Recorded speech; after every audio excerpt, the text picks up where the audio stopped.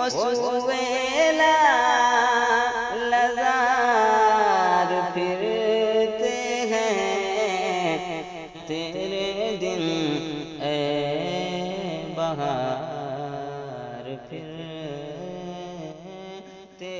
ہیں۔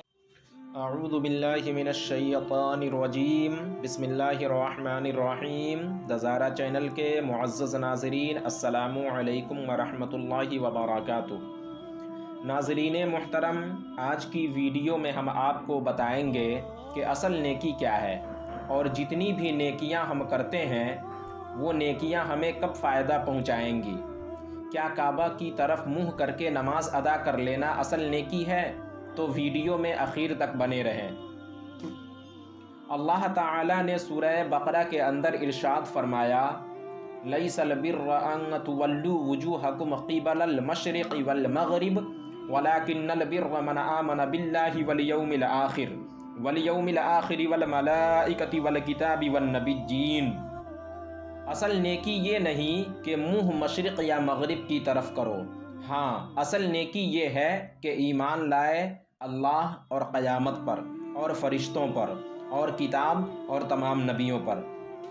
مشرق کے لوگ مغرب کی طرف اور مغرب کے لوگ مشرق کی طرف، یعنی پچھم کے لوگ پورب کی طرف اور پورب کے لوگ پچھم کی طرف منہ کر کے نماز ادا کرتے ہیں، مگر کعبہ کے طرف منہ کر کے نماز پڑھ لینا نیکی نہیں، بلکہ اصل نیکی یہ ہے کہ ہمارے عقیدے درست ہونے چاہیے، کیونکہ قبلہ کی طرف منہ کر کے نماز پڑھنے والے سب مومن نہیں ہیں، ان میں کچھ بد مذہب تو کچھ مرتد بھی ہوتے ہیں۔